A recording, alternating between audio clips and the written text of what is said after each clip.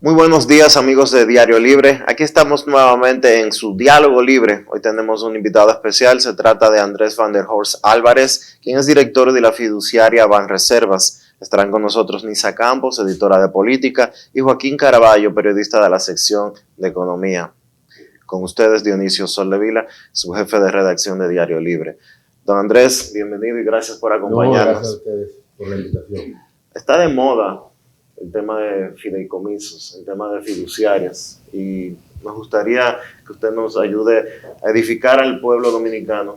¿Qué es eso de fideicomiso? ¿Qué es un fideicomiso? Sí, muy bien. A partir del año 2011, la República Dominicana conoce un proyecto de ley, que es el proyecto de la ley 189-11, que crea todo un marco legal para el desarrollo inmobiliario y el fideicomiso. Y el fideicomiso no es más que un instrumento legal que viene desde hace mucho tiempo, desde el Imperio Romano, cuando hay un problema, y era que los soldados, cuando tenían que irse a la guerra en el Imperio Romano, como las mujeres no tenían ningún tipo de garantía, no tenían derechos, y los hijos mucho menos, cuando se iban a las guerras no sabían con quién dejarle sus bienes, porque se iban por 7, 8, 10 años a esas campañas de conquista, y normalmente se lo dejaban a una persona, a una tercera persona, a un compadre, un amigo, un vecino. Y que resulta que cuando esas personas llegaban, si llegaban, encontraban que lo habían perdido todo.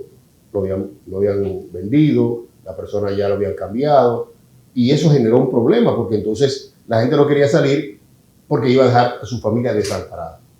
Y se crea una figura legal, se crea en ese momento, y lo crea el Imperio Romano, que luego se convierte en parte de nuestro marco jurídico a nivel casi occidental. Se crea la figura del fiduciario, que no es más que el fiduciario es el encargado de fe.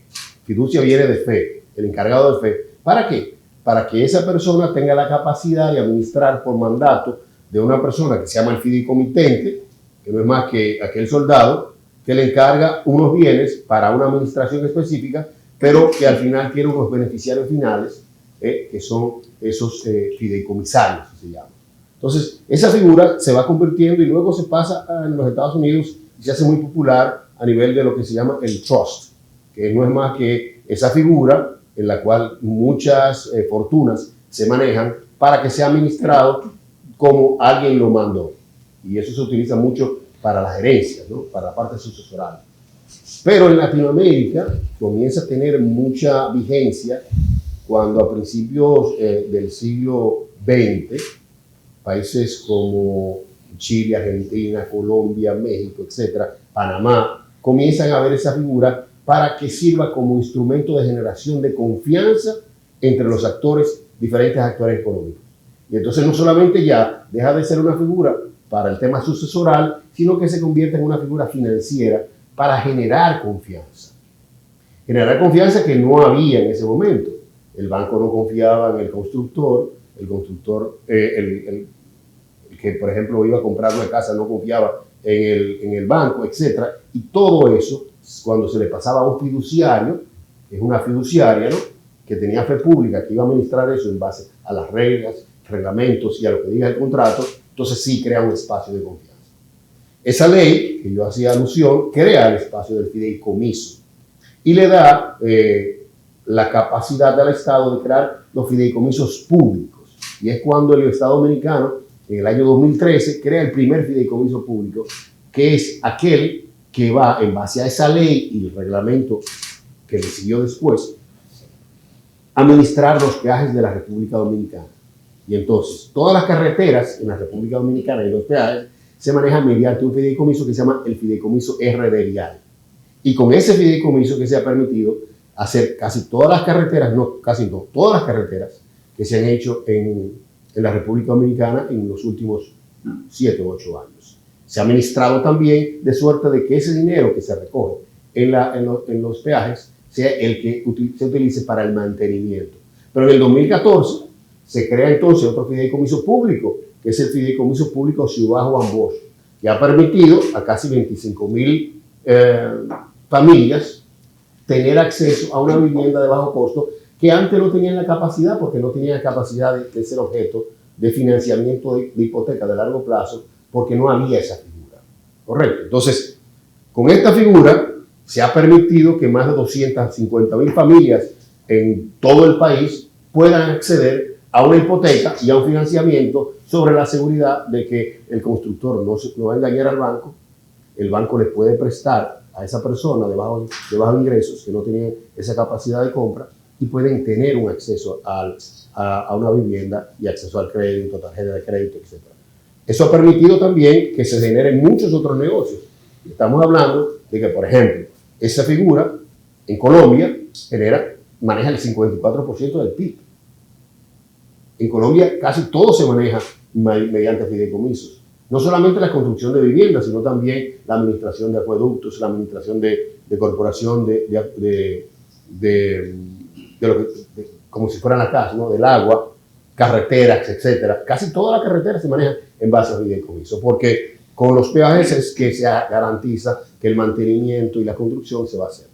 Entonces, estamos hablando de una figura sumamente utilizada en Latinoamérica, que llega hace poco. Nosotros somos el último país en Latinoamérica que acoge esa ley. Llega hace poco, pero que se utiliza mucho. Lo que pasa es que ahora tiene una connotación desde el punto de vista político, empresarial mayor, y está en el tapete producto del tema de Punta Catalina, pero el fideicomiso es eso. El fideicomiso no es más que esa figura legal, jurídica, financiera que se utiliza para que una persona o una entidad, en este caso una fiduciaria, que puede ser una de las 15 fiduciarias que existe, administre un bien o un activo a delegación y que ese activo sea protegido. ¿Para qué? Para que no sea embargado, para que ese activo no se pueda vender, para que ese activo no se pueda alquilar, y se utilice exactamente para eso. Eso genera una confianza de largo plazo que permite un financiamiento y que permite esa confianza entre las partes que antes no la había. En esencia, eso es lo que es un fideicomiso. Usted habla de confianza y presenta un esquema en base a eso. Sin embargo, el contrato de fideicomiso de Punta Catalina ha sido muy cuestionado por sectores políticos y sociales. Entonces, mi pregunta es, ¿qué ha pasado con el contrato? Porque dicen que la oposición argumenta que no han dado detalles, se argumenta también que podría ceder parte del consorcio al sector privado. ¿Qué es lo que hay detrás de ese contrato? Bueno, mira, lo primero es que cualquier cosa que lleve el nombre de Punta Catalina ha tenido problemas en los últimos 7 u 8 años en la República Dominicana. Eso es una, si se quiere, eso viene con algún tipo de pecado original, intereses encontrados. Se recuerda que en ese momento Punta Catalina se hace sobre la base de que había un sector privado, un sector empresarial, sobre todo que tenía que ver con la generación eléctrica, que no quería seguir invirtiendo. El Estado tomó la decisión de buscar esa inversión para poder bajar los costos y tener capacidad de negociación. Eso trajo como consecuencia una serie de ataques a si tenía el Estado la capacidad o no. Se modificó una ley, que era la ley de electricidad, que prohibía en ese momento que el Estado interviniera en la generación eléctrica. Bueno, eso trajo como consecuencia una gran cantidad de información y una gran cantidad de especulación. ¿Qué resulta? Me resulta bastante extraño que la oposición política y sobre todo los partidos políticos, en este caso el PLD y la Fuerza del Pueblo, que dicho sea de paso, ambos en ese momento que se aprobó tanto la ley en el 2011 como Ciudad Juan Bosch, como RD Vial y como Punta Catalina, el gobierno. Por lo tanto, me extraña bastante que digan que no conocen esa ley, porque ese partido era el que lo conocía, pero sobre todo, me extraña bastante que la oposición, que votó casi totalmente en la Cámara de Diputados y que está representada en la Cámara de Diputados, votó y que ahora digan que no confían en eso, que no lo leyeron. Por lo tanto, eso es muy extraño. Y vuelvo y repito, yo creo que el tema de Punta Catalina y todos los intereses que eso toca genera esa serie de especulaciones que pueden ser legítimas, pero me extraña bastante que no sea en ese escenario que se haya conocido y que se haya debatido, porque ese acto que se le llama contrato, pero no es más que un acto de acuerdo entre la fiduciaria, que la representamos nosotros, y el Estado Dominicano a través del Ministerio de Energía y Minas firma. Eso es lo que constituye un fideicomiso. ¿Por qué se lleva al Congreso? Bueno, porque es un fideicomiso público que se van a sacar bienes en el Estado para ponerlo en un patrimonio autónomo, pero sigue siendo del Estado. ¿Por qué se pone en un patrimonio autónomo? Para protegerlo. ¿Para protegerlo de qué? De aislarlo. ¿De qué? De lo primero que hay que hacerlo, de politizar. De politizar una planta eléctrica que primero compite en el mercado, pero que además tiene una función vital y estratégica para la República Dominicana. ¿Por qué sería mejor un fideicomiso que la administración actual que se tiene de Punta Catalina? Lo primero es que la administración actual de Punta Catalina no existe. Vamos a ver. La ley se modifica en el año 2013 para que la CDEE, que en ese momento era la Corporación Dominicana de Empresas Estatales Eléctricas, tuviera la capacidad de generar electricidad. Y la planta, como planta, estaba como parte de un programa de la CDEE, que se manejaba en base a una compra excesiva mediante a sistemas de excepción de la ley 340. Eso es lo que poca gente sabe. Casi toda la compra se hacía excepcionalmente en una ley 340. Cuando se utiliza mucho una excepcionalidad, entonces ya no es excepcionalidad. Entonces, ¿qué resulta? Que el presidente Abinader promete una reforma del sector eléctrico, eliminando la CDEE y fusionando todas las sedes en una sola. Eso va a generar un ahorro aproximadamente al año de unos 7.000, 8.000 millones de pesos. Cuando se elimina la CDEE, queda en el limbo la planta. No tiene ningún limbo jurídico, no es ni una empresa pública, no es ni una empresa privada, no es nada. ¿Qué resulta? Que tú puedes tener dos opciones. O ya, como tú sabes, la CDEE desde el año 2017, ni siquiera fue ahora, del 2017, pasa todos esos bienes al Ministerio de Energía y Minas. Lo cual en su mandato no tiene vocación de administrar una planta. Ni siquiera es su estructura orgánica ni constitucional. Es bueno que la gente sepa que la Constitución de la República llama a que el manejo de empresas públicas, o sea, todo lo que tiene que ver con competencia comercial y empresarial, son de carácter excepcionales y sobre la base de una determinación estratégica. No es la naturaleza del Estado manejar una planta. ¿Qué pasa? Que eso queda en el limbo. Se pueden hacer dos cosas. Usted hace una empresa pública bajo estructura pública, que se maneja en base a toda la estructura pública, ¿no? O sea, nómina pública, compras públicas, crédito público, etc. O usted hace un fideicomiso como el fideicomiso de Red Vial, que se maneja con criterios desde el punto de vista del financiamiento propio, que es lo que ha permitido el desarrollo de eso sin que eso sea un impacto a la deuda pública. ¿Por qué? Porque eso tiene, al tener una administración separada, los recursos que eso vienen no vienen del presupuesto nacional. Igual que Punta Catalina, los recursos que genera Punta Catalina no vienen del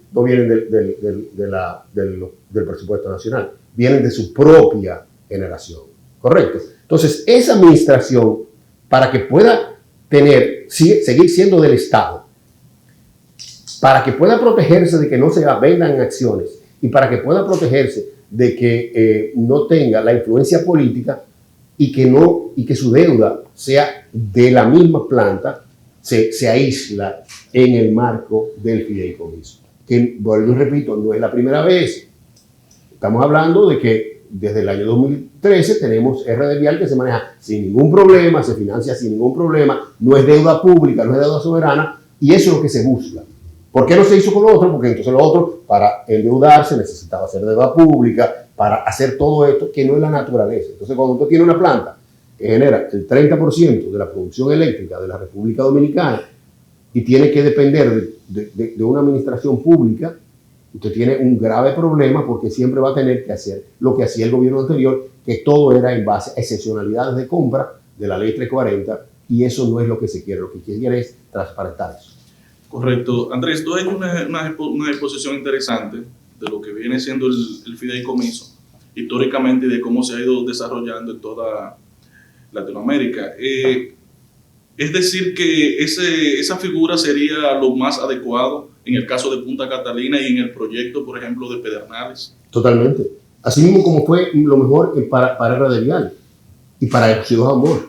Que la única forma de haber mantenido fuera de los vaivenes del presupuesto el tema de las carreteras era RD Vial. Y yo aplaudo y saludo, y siempre lo aplaudí y saludo, y el presidente Abinader también, la decisión de haber hecho RD Vial, que para la gestión pasada en términos de las obras públicas es lo más, si se quiere, notorio.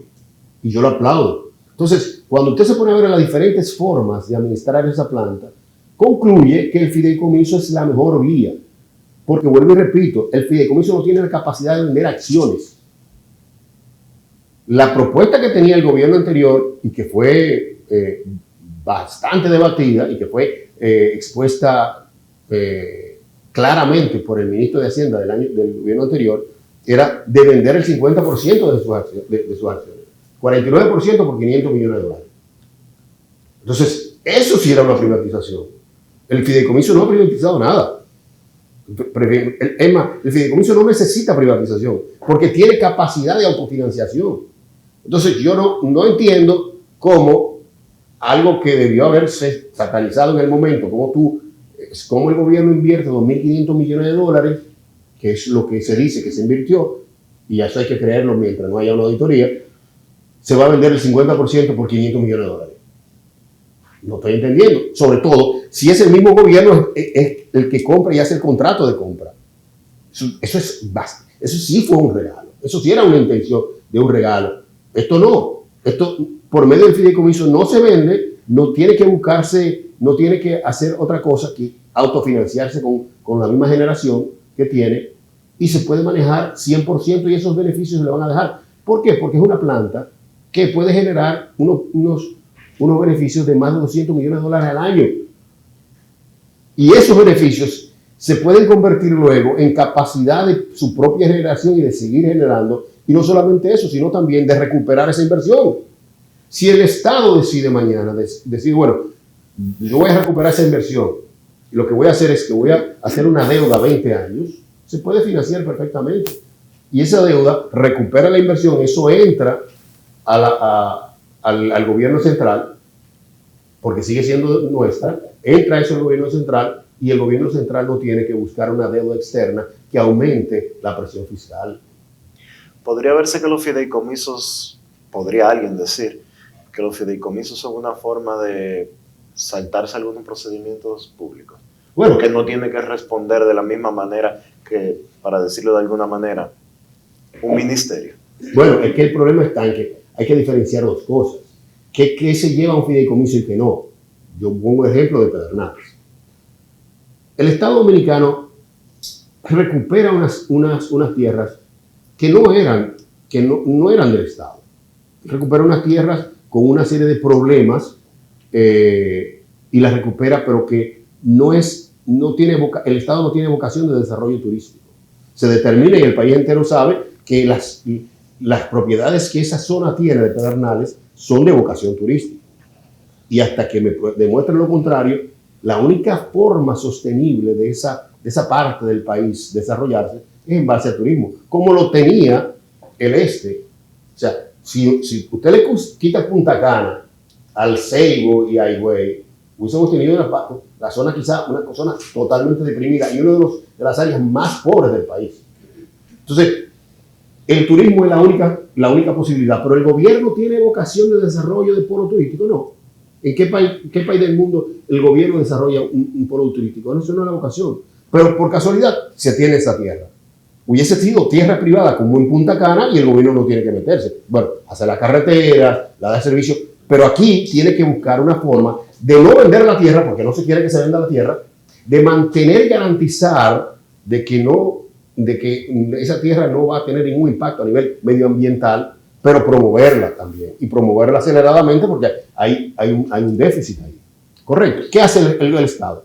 Propicia un fideicomiso para que de esa forma el mismo fideicomiso pueda ser administrado y buscar financiamiento y buscar socios privados que generen eso, sin ellos perder el control de esa tierra. Y la tierra nunca va a pasar a ser de ellos, sino va a ser del Estado. De esa manera se propicia eso. Ahí tú tienes que hacer un fideicomiso. Pero si tú me dices a mí, vamos a hacer un fideicomiso para manejar las compras del INAVI, por ejemplo, ahora a propósito de eso, porque hay mucha corrupción, no, yo te diría que no. Tú me dices, vamos a hacer un fideicomiso para manejar las Fuerzas Armadas, no queda un fideicomiso. Un fideicomiso son para temas especiales que tienen un flujo externo al presupuesto nacional y que deberían manejarse sobre la base de criterios de servicios privados, pero por casualidad de la vida la tiene el Estado. Entonces, cuando usted ve que dice, bueno, hay cosas que sí, hay cosas que no. Todo lo que son servicios y que tiene flujo al margen del presupuesto, pudiera manejarse el fideicomiso. Hay quienes no. Por ejemplo, ahí están las empresas de transmisión eléctrica. Las empresas de transmisión eléctrica tienen un flujo, están dentro del sistema. En un momento determinado, el Estado dijo, no, yo no, estos son líneas estratégicas, no vamos a manejar un fideicomiso porque es una empresa. Sí, pero una empresa que es monopolio. Esta no, esta compite en un mercado. Correcto. Entonces, hay casos en los cuales el Estado tiene que desprenderse de activos para que sean manejados con criterios de servicio empresarial. Y eso son excepcionalidades, no es la generalidad. Hay miles y miles de casos que tenemos. Estamos hablando de un Estado que todos los días está, si se quiere, atrofiado, que crece todos los días más. Una economía como la nuestra que está creciendo todos los días más. Y un Estado que adquiere mucho más poder todos los días, pero no es todo lo que manda ahí. Entonces, en el caso de Punta Catalina, se le conviene. ¿Por qué? Porque no es lo mismo, Dionisio, si hay una compra en un ministerio de un aire acondicionado que se daña. No pasa nada. Lo que van a pasar calor 2 o 3 meses, pero puede pasar el problema. El problema está en si se daña una pieza en Punta Catalina, se apaga el país. Entonces, si no se compran, si no se pasan los procesos internacionales de compra y eso no se aísla, hay un tema estratégico que vuelvo y repito, no es la vocación del sector público manejar generadores eléctricos. En ese momento lo manejó por un tema estratégico. Y qué bueno que fue así, porque ahora la capacidad de negociación que se tiene con la generación eléctrica es mucho más fuerte. Y eso puede ser que traiga como consecuencia ese tipo de resistencia. Usted habló del punto de vista empresarial. Ese punto ha generado un poquito de controversia en torno al comité técnico. Sí. ¿Cuál va a ser el papel del sector empresarial en ese comité técnico? No, mira, lo que pasa es que, vamos a ver, el comité técnico de Punta Catalina, a diferencia de los comités técnicos de las otras fideicomisos públicos, tiene personas que no son miembros del gobierno central. ¿Por qué se hizo así? Porque se quería aislar la parte política y no tener la influencia de la parte política. Y eso es una decisión que toma el presidente de nombrarlo por decreto. Y hay una persona que es un empresario que preside el comité técnico, que todo el mundo lo conoce, pero que fue incluso el vicepresidente ejecutivo de la CDE por decreto. O sea, fue funcionario público. Y nadie puede decir que esa persona tiene acto de deshonestidad, nadie puede decir que esa persona es corrupta, ni mucho menos, sino es un empresario que el presidente nombró ahí. Pero igualmente hay un empresario que es el ministro de Hacienda, es un empresario. O sea, el señor Pochi Vicente nunca ha sido un político, es un empresario con carácter técnico que el presidente le da la confianza y nadie puede decir que esa persona está manejando con criterios empresariales ahí. Y no solamente ahora, siempre ha existido eso. Entonces, el presidente tiene esa prerrogativa de nombrar quien quiera porque la misma ley le confiere, o el mismo acuerdo de fideicomiso que se conoció en la Cámara de Diputados, le confiere la capacidad de moverlo cuando quiera. Nosotros somos miembros de la sociedad civil porque no son empresarios. Jorge Reynoso ha sido un técnico del sector energético de la vida entera, ha estado siempre ligado al sector. José Luis Actis también, una persona que tiene 20 años ligado al sector que viene de haber sido funcionario de la CDE, viene de haber sido funcionario del Ministerio de Hacienda y es un técnico de más de 20 años con un PhD en temas eléctricos. O sea, y la otra persona tampoco es empresario, la otra persona es el consultor jurídico de la presidencia, con 20 años en el Estado. Entonces, hay un solo empresario. Lo que pasa es que fue presidente del CONEP, tiene una alta relevancia, pero nadie puede decir que esa persona ni ha hecho nada indebido y cuando estuvo en la CDE, tú le puede gustar o no. Claro, es una prerrogativa del presidente. Eso no tiene que ser así. ¿Por qué a 30 años? Normalmente los fideicomisos, para que tengan la capacidad de generar confianza, y esa es la palabra que yo quiero decir, generar confianza en el largo plazo, los fideicomisos normalmente se establecen por un largo periodo. Pero la misma ley de fideicomisos y el mismo contrato dice que en cualquier momento el fideicomitente, que en este caso el Estado Dominicano, a través del ministerio, puede disolver el fideicomiso, lo puede eliminar inmediatamente el fideicomiso. El fideicomiso se le pone así normalmente en todos los fideicomisos privados para darle capacidad de perpetuidad, para poder decir, esto va a durar 30 años, si yo me voy a financiar va a durar esa cantidad de tiempo. Así fue Ciudad Juan Bosch, así fue el fideicomiso de Red Vial, así han sido todos los fideicomisos públicos y privados también. Normalmente son de 30 a 40 años. ¿Cuál ha sido el papel que ha jugado la institución que encabeza con relación al desarrollo inmobiliario, como mencionó al principio? Mira, es una muy buena pregunta. Yo creo que para nadie es un secreto que a nivel público y privado el desarrollo inmobiliario ha tenido un rol protagónico en el desarrollo económico de la República Dominicana. Si uno se pone a ver las cifras en los últimos 10 años, la construcción, sobre todo desde el punto de vista de la demanda agregada, producto del mercado hipotecario, ha tenido principalía en el crecimiento de la República Dominicana. Y eso, como todo el mundo sabe, genera no solamente un crecimiento económico, sino también un derrame económico, ¿no? Y cuando eso usted lo traduce en beneficio de cientos de miles de familias de escasos recursos que puedan acceder, en vez de pagar alquiler, acceder a tener una casa, eso tiene un impacto importantísimo y grandísimo en la República Dominicana. Según los datos de ACOPROVI, que es la Asociación de Promotores de Vivienda, el déficit habitacional de la República Dominicana sobrepasa el 1.000.000 de unidades habitacionales.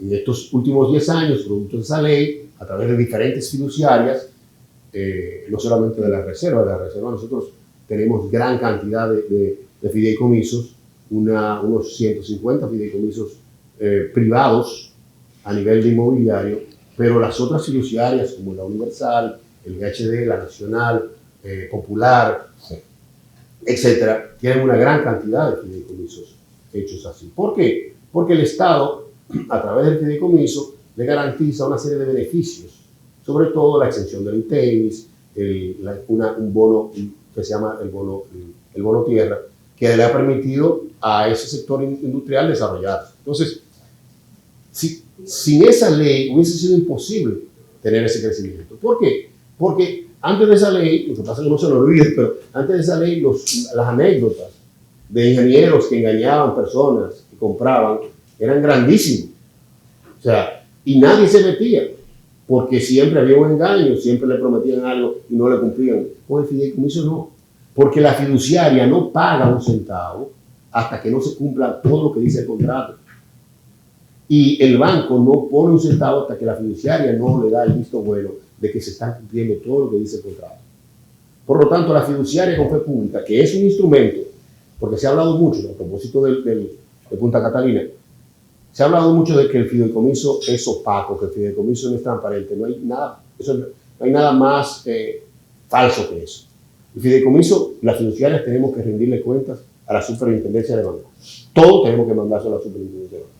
A la super de valores, si tú haces colocación, en el caso de nosotros tenemos colocación de oferta pública. A la Dirección General de Impuestos Internos tenemos que mandarle todo. ¿Por qué? Porque el fideicomiso tiene RNC, por lo tanto objeto de fiscalización tributaria.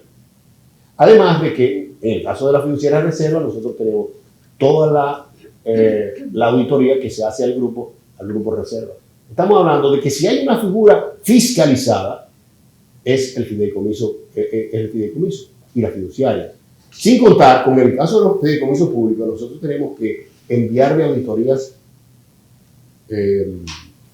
procesos auditados independientes, de firmas independientes, a los fideicomitentes. O sea, en el caso de Red Vial, tenemos que enviárselo al Ministerio de Obras Públicas, al Ministerio de Hacienda y al Ministerio de Economía. Y si la Cámara de Cuentas encuentra cualquier indicio o la Dirección General de Impuestos Internos o Compras, en el caso del fideicomiso público, tienen derecho a ver y a reclamar los procesos. Por lo tanto, es una figura sumamente transparente. Y la transparencia es tan evidente que nosotros hicimos a través de la fiduciaria Reservas recientemente una emisión de 25.000 millones de pesos. El gobierno anterior, en el 2015, quiso hacer esa emisión de 25.000 millones de pesos para buscar dinero en el mercado de capitales. En ese momento ellos estaban ofreciendo una tasa de un 10.5 a 10 años. Nosotros salimos al mercado el 3 de diciembre al 9.25 a 15 años. Y todo se colocó en 2 horas. Hubo una sobredemanda de casi 60.000 millones de pesos, sin contar con el financiamiento del sector del Banco de Reserva. Como decía, en el 2015 se quiso colocar, no se colocó y el Banco de Reserva tuvo que asumir esa deuda. Ahora se colocó entera en el mercado de capitales. Una demanda impresionante del puesto de bolsa. ¿Por qué? Porque hay confianza, porque hay transparencia. Si no, el mercado no hubiese comprado eso. Tan sencillo como eso. Usted toca mucho la palabra confianza. Sí. Y mencionó la Cámara de Cuentas. Sí. Sin embargo, el contrato habla de un auditor externo. Sí, claro. ¿Qué pasa entonces? ¿No hay confianza en la Cámara de Cuentas? Sí. Recuérdate que la ley misma de Cámara de Cuentas puede utilizar auditores externos. Eso no le limita. Pero el contrato no menciona Cámara de Cuentas. No, claro que no. Te estoy hablando, pero es que al final del día, el dueño, el fideicomitente, es el dueño del activo. Si el fideicomitente ve cualquier anomalía en ese caso, o ve cualquier caso, tiene todo el derecho de intervenir a través de la Cámara de Cuentas, porque ese activo es de ellos. Lo que pasa es que por la ley de fideicomiso, es responsabilidad de la fiduciaria generar informes de auditorías externas. Es una responsabilidad nuestra. Entonces, lo que tú haces como un instrumento aislado, tú haces la auditoría. Pero vuelvo y repito, el tema está en que cualquier persona puede pedirle la auditoría al Ministerio de Economía, Planificación y Desarrollo. Tiene todo el derecho y puede verlo. Aún no esté contemplado en el contrato, porque aquí todo el mundo se basa, bueno, esto no está contemplado en el contrato. Es que el contrato no exime de las leyes de cada una de las instituciones. O sea, vamos a ver, el Ministerio de Economía, de Energía y Minas es el dueño del fideicomiso. Nosotros como fiduciaria tenemos que entregarle toda esa documentación al dueño del fideicomiso. Una vez que el dueño del fideicomiso es el dueño del activo, cualquier persona puede solicitarlo. Lo que la fiduciaria no se lo puede entregar, al menos que no lo pida el dueño, que es el Estado. Una vez lo tenga el Estado, lo puede solicitar. Entonces, la transparencia no es que la Cámara de Cuentas lo pueda auditar, no. Es que se puedan ver los estados. Porque al final, Refidonza se maneja fuera de eso.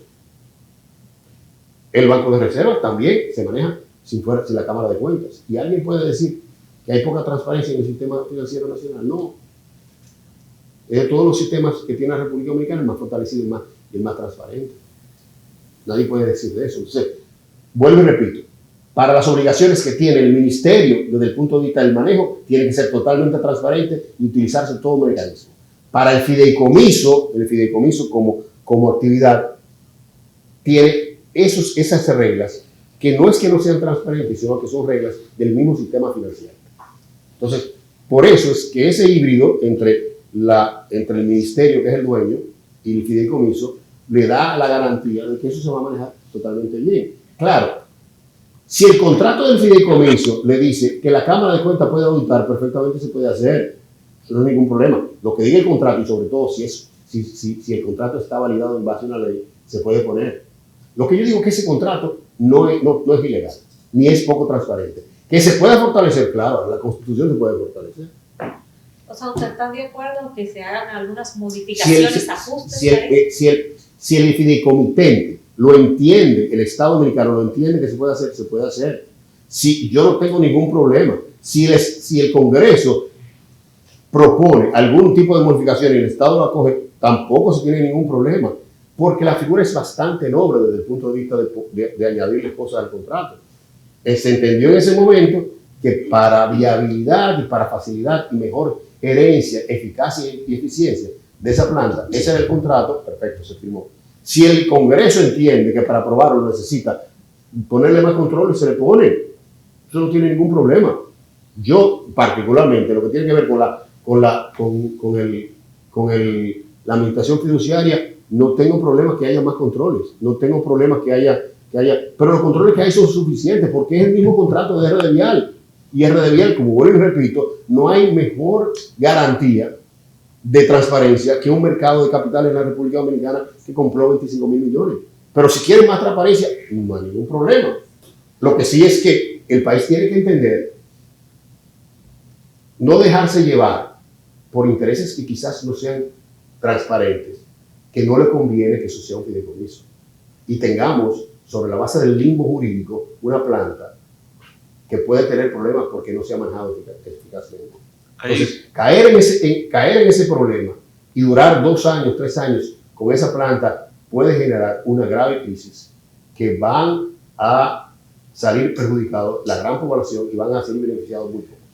En eso iba dirigida la inquietud mía. Fuera de ese proceso de fideicomiso, la vida útil de la planta, esa inversión que tiene esa planta, estaría en juego. Bueno, no solamente eso, sino también el nivel de optimización, porque eso estaba manejado en un limbo jurídico en el Ministerio de Energía y Minas, con un criterio que no era el empresarial. Entonces, ahí no había un estado financiero, no había absolutamente nada, ahí no había capacidad de gerencia, porque un ministerio no está hecho para manejar eso. ¿Usted cree que por eso, por falta de un fideicomiso, es que en 2 ocasiones se le ha acabado el carbón a planta? Por falta de gerencia. Por falta de gerencia. Totalmente, claro. O sea, hubiese tenido un fideicomiso manejándose con esos criterios, no hubiésemos tenido ni problemas de carbón, ni problemas de flujo de carne, ni problemas de eso. Esa es la realidad. Por eso el presidente de la República propone eso. A mí me gustaría saber cuáles beneficios va a tener el Estado con ese fideicomiso. Bueno, primero, que el Estado va a poder garantizar luz eléctrica para los próximos 10 o 12 años, independientemente de si hay generación privada o no. Segundo, va a garantizar que sigan bajando los precios de los combustibles. Perdón, de la energía. Tercero, no va a impactar eso en las finanzas públicas desde el punto de vista del gasto y desde el punto de vista de la deuda, porque se autofinancia sin estar en el presupuesto nacional. Tercero, no hay amenaza de venta del activo, no hay amenaza de privatización, ni no hay amenaza de que quiebre una empresa para beneficiar a otros intereses. Son muchos beneficios que tiene, pero desde el punto de vista financiero, sobre todo, los beneficios es eso, la autofinanciación de esa fábrica y la autofinanciación del sistema eléctrico completo está garantizada por un fideicomiso. Ya no va a haber, con un fideicomiso, no vamos a tener que en 5 años buscar 2.500 millones de dólares más para hacer otra planta de 700 millones. Tan sencillo como eso. Esa es la realidad. Vuelvo y repito, el fideicomiso como instrumento yo lo voy a seguir defendiendo porque es un instrumento que moderniza la capacidad de inversión que tiene el Estado dominicano y de autogeneración de servicios que va a necesitar, porque el fideicomiso le da esa capacidad. El fideicomiso tiene esa capacidad de hacerlo. Y yo le pongo varios ejemplos. Nosotros tenemos un fideicomiso público de crédito educativo.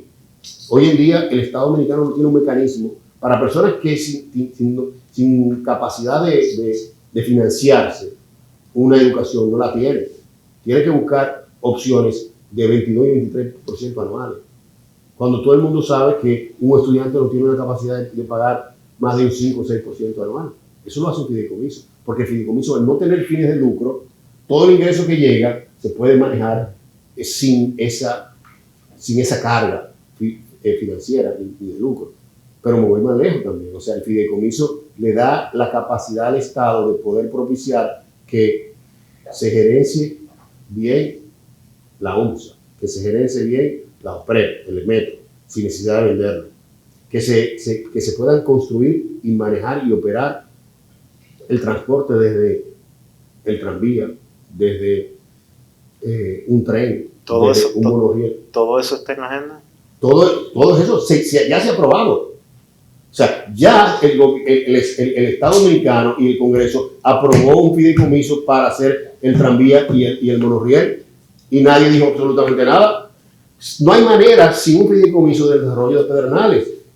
No hay manera sin un fideicomiso de tú seguir ampliando la red de carreteras de la República Dominicana, que para seguir creciendo en la República Dominicana usted necesita hacer una inversión de 2 o 3 mil millones de dólares al año.